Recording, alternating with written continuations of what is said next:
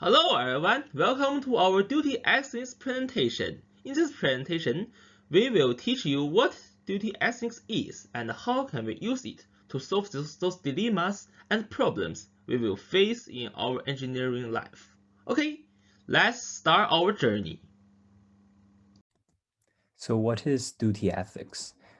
Duty ethics is commonly used to refer to non-consequentialist moral conceptions.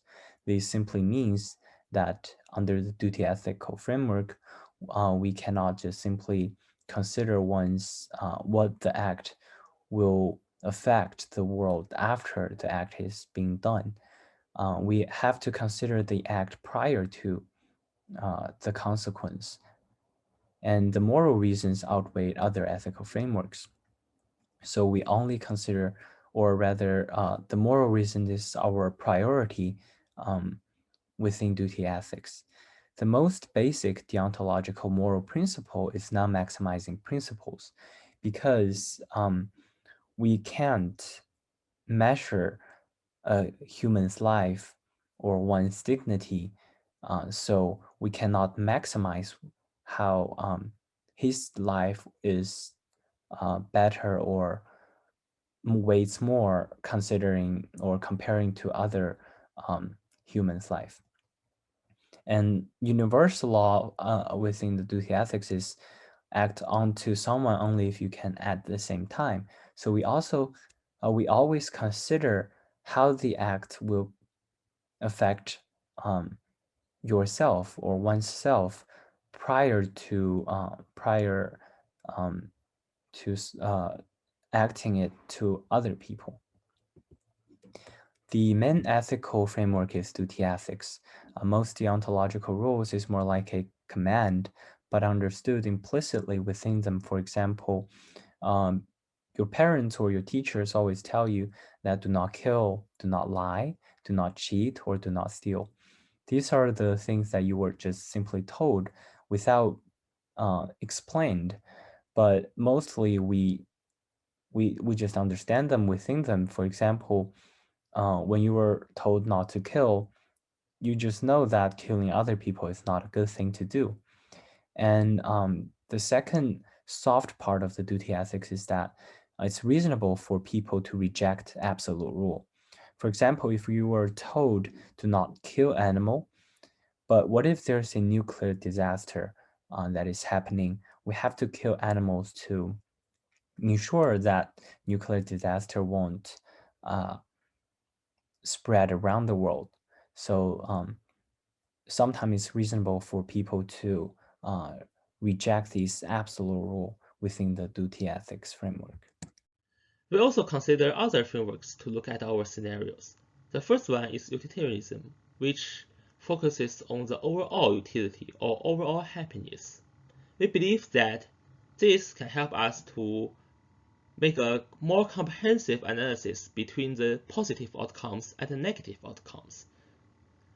We also consider another framework called right ethics, which focuses on the human rights and rights protection. Because our scenarios is about jobs, families, and workers, so I think we should consider their rights and protect their rights during our analysis. Here are some of the sources we have looked at. We mainly looked at 4 different sources on different topic, and all of these are used in our following analysis. In our first scenario, dealing with these frameworks, we're looking at the printer market. Essentially, we make these disposable ink cartridges that are quite profitable, but in the future, we might be working with refillable, reusable cartridges that have a much longer lifespan and create less waste. Problem is, changing what we produce is going to affect our industry, it's going to affect the company, and it's going to affect our hometown and our family, being that a lot of people work for the factory making the disposables. How would duty ethics approach this? Well, it depends how we define our core principles. In this case, if the greatest good for society is the protection of the environment and thus human civilization as a whole, and if we want to extrapolate that far, then we have to think long term in terms of our actions affecting the course of not just the company, but the country and the world. So in this case, we would develop a printer that does not use disposables. So we're going to go with a longer lasting reusables. Now, it is in terms of duty ethics, I would say unethical to take into account our personal fortune in any kind of decision making. And while we don't want to completely cast out into the cold those that are negatively affected by the decision, we do just stick with the main framework, protecting the environment when we make the decision. So we don't weigh different things and figure out what's the best. That's actually going to be discussed by what's next. So let's approach this in a different manner. Duty ethics, it's bound by universalism with, I would say, an arguable pitfall of inadequately considering the consequences of one's actions.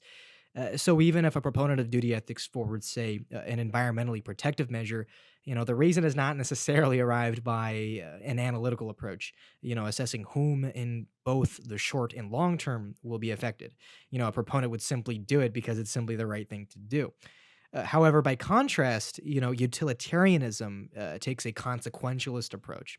And so more specifically, it aims to answer, how can we create the greatest amount of good or benefit for the most amount of people?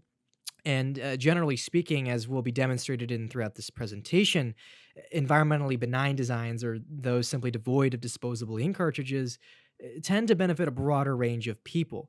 And I, as your utilitarian proponent for the day, may or may not agree with my, deontological counterpart.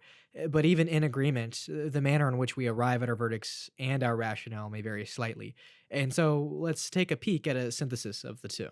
So both duty-based approach and utilitarianism approach are yielding the same decisions. So for the scenario one, we think the following decisions should be taken.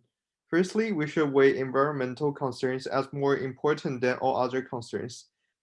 Additionally, we should not produce the disposable cartridge. Lastly, we should also embrace the next generation printers that use environmental benign design. So the second ethical dilemma, which in my opinion isn't that much of a dilemma, is that the R&D team is actually going to stick with the disposable. So even though it's worse, they're going to choose to stick with the single-use ink cartridges that are worse for the environment. How do we convince them? Well, this one's relatively straightforward, I think, both from a utilitarian and duty ethics standpoint. In terms of duty ethics, we just got to think, does it really make sense? Is it for the greater good? Is it for the betterment of society to rely on a business model that is designed to create more waste and inefficiency just to get more money into our pockets, right? It might benefit us in the short term, but it's having a long-term negative effect and just a generally negative effect on society as a whole, in addition to the environment. So it's a fairly straightforward decision to say it's wasteful, it's inefficient, and it's kind of just wrong, knowing that we can do better and choosing not to. Now, let's go ahead and transition to utilitarianism again. And in the case of an environmentally benign design, I would argue that it is necessary, particularly because it will maximize societal well-being in the long run. And, in order to convince my colleagues of this, I shall employ, a cost-benefit analysis. And so here we see a brief overview of, the benefits versus harms of, this type of design. And when we magnify these concerns in the colored text, we start to, notice a bit of a trend. With over 375 million cartridges disposed of each year, each one of them taking about 1,000 years to fully decompose, that rapidly becomes a lot of waste, for a very, very long time, which is, unnecessary stress on our local environment and therefore our local residents as well. Not to mention these disposable cartridges have been known to contain carcinogens, which, on top of all that, puts their health and well-being at risk. And thirdly, we also see that environmentally benign designs, they can help fight climate change. And I think that it's relatively uncontroversial to suggest that, we're all affected by the climate. Now, when we peek over, at our harms list, people are often concerned over jobs lost. However, a team of researchers conducted a study across 4 different sectors, finding that for every $1 million spent in environmentally protective measures, there was actually a net increase of about 1.5 jobs, which does suggest that this notion of job killer, is either outright wrong in certain sectors or maybe just a tad exaggerated. And of course, there are also labor reinstating opportunities in worser cases. Additionally, we also found that while they are cheaper per cartridge, the fact that they're disposable means that they run out faster, which means there's an increased spending frequency. But even more importantly than that, I would say, is our public image. Environmental organizations like Greenpeace, they have no fear in exposing corporations that engage in environmentally destructive practices. And should such an organization come after us, what will become of our sales? How will this affect our success as a company? Will we legitimately have to lay off workers because of this? How does this affect our local residents and so forth? And so, all in all, we see that overwhelmingly society does benefit from an environmentally benign design. And in this manner, we do create the greatest amount of good for the most amount of people. Concluding these scenarios, I think we should do the following ways. First one is that we should change our teammates' minds and teach them the importance of environment. And second, we should reduce the disposable parts and replace it with those environmental friendly parts in next few generations. And third, we should finally eliminate all disposable parts to protect environment. I think our decision in this scenario is more approach to the duty ethics that we should always focus on the environmental protection instead of those benefits or profit of company. Now, the last scenario is more of a question of if we do choose not to use the disposables and people will lose their jobs as a result, is it ethically relevant? Is that something that needs to be taken into account? And in what ways? Well, yes, it does. We know there's going to be drawbacks. And just because duty ethics ask us to make the right decision uncompromisingly every time, again, doesn't mean we throw people out into the cold when the stakeholders are harmed. In terms of our employees, we want to be taking care of them in various ways, be it in terms of severances, aid, various forms of compensation for their loss. But we, at the end of the day, make what's in our framework the right decision, which is to take the more environmentally friendly path, doing the right thing for society as a whole and for the environment. It's an analogy would be like coal mining. It might create jobs, but it's still a net negative for our framework. So we know there's going to be a drawback in the short term. We want to take care of those people, but we do push forward with the right decision. And so, finally, for this third scenario, a utilitarian proponent would certainly acknowledge the value of hometown employees. I mean, they are a considerable component of the stakeholders involved. Of course, it's ethically relevant, but since utilitarianism aims to maximize benefit over harm for as many involved as possible, they can't be our only consideration. So, let's once again revisit that same cost-benefit analysis chart from before. And since we're considering, a new gen printer that does not rely on disposable cartridges, there's not really a need to really change this chart, nor do I really need to re-explain it as it is the same material.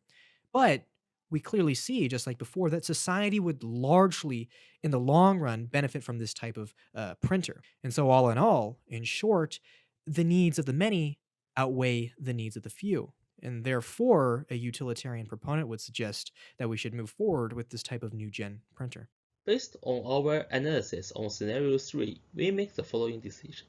The first one is avoid directly impact on local employment during the process, which Chris has proved that this is not a job killer, but however the process of reinstating may also cause some people lose their job. So we should slow down the process to protect them job, including we should design new printer and maintain old productions together, which everyone can have their jobs. And finally, during this process, we should do our best to use environmental friendly materials. In my opinion, this decision will make a balance between duty ethics and utilitarianism beliefs, which will not only protect the environment, but also do our best to protect the local workers. This is what we should do. It's time to conclude our presentation. For the scenario, we finally decided to use new generation printers that not only protect the environment, but also provide happiness to all of us in the town. Overall, for the duty ethics, we deeply believe that we should always keep duty ethics in our heart and dare to make solutions in all dilemmas. And finally, we should dedicate in ensuring the safety and welfare of public. This is what we should do.